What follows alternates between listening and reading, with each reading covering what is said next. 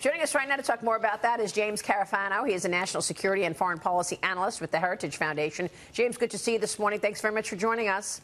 Good to be with you. We were just talking with Blake about the president slamming Germany and Europe over energy deals with Russia. What do you think? Is he right? Well, you know, it's really interesting, and this will never get much news play, but 3/4 of Europe is secretly clapping and applauding and slapping the president on the back.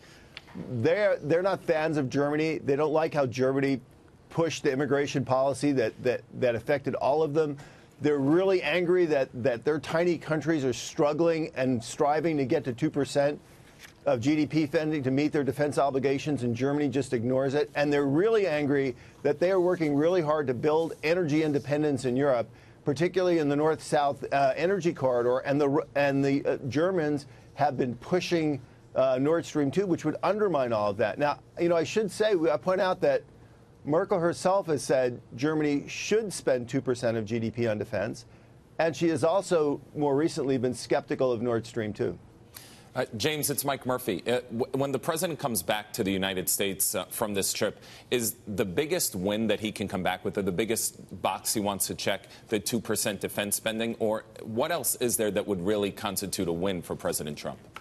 Well, actually, the administration has already won on this summit. I think the hype about NATO, it's all overhyped. I mean, there may be some fireworks because the president's just always the president. But look, they've already won on the defense spending issue. A lot of countries have already agreed on plans to ramp up to 2%. Even Germany, which hasn't, has agreed to significantly increase its defense spending. So he's already won on that issue. There's a whole series of other issues on the table that the United States really, really likes on security, looking at Black Sea, and working trade with Georgia and Ukraine. So there's a lot of, they've already won. Yeah, well, then there's trade as well, Kevin Kelly. Yeah, James, I mean, one of the things that I'm having a hard time reconciling is that the issue with the Russian pipeline, right? What is the alternative, right? So there's a lot of smaller countries in the periphery that need that actual natural gas for the winters to sustain their well-being. So what could we do? So what could NATO do to steer away from that?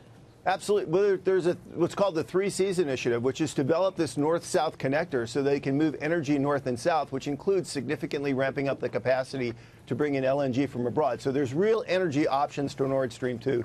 Nord Stream 2 undermines everything the market is trying to do in Western Europe. You know, the trade thing is super important because the conventional wisdom has always been you can't press the Europeans on economic issues because we need them for security. And Trump is like, dude, they're not meeting their security requirements.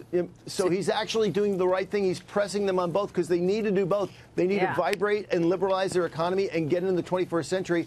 And they need to spend more on defense. Yeah, he's shaking it up. Now, following the NATO summit, he'll meet with the Russian President Vladimir Putin on Monday. The president said the meeting may be the easiest of them all. Vice President Pence, when asked about Vladimir Putin, had this to say. Listen, James. Is Vladimir Putin a friend or a foe? I think the president made it clear that we have competing interests with Russia. But it doesn't change the fact, whether it be Syria, where Russia's involved militarily on behalf of the Assad regime, where our military forces have bravely been in the process of destroying ISIS at its source, that we need to find a way to work in common cause for a long-term solution in Syria.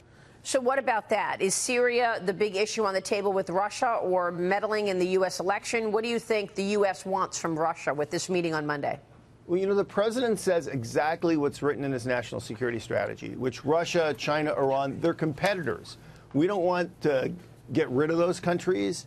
We don't want to fight a war with those countries, but we want them to stop meddling in our vital interests, like destabilizing Europe, like messing in our elections, like increasing the genocide in Syria. So the administration says, look, stop the bad behavior, and we can get along. That's the policy. It's always been the policy. Well, you know, when I spoke with the president a week and a half ago, I asked him about European sanctions and whether or not we're going to see sanctions on European companies if they do business with Iran.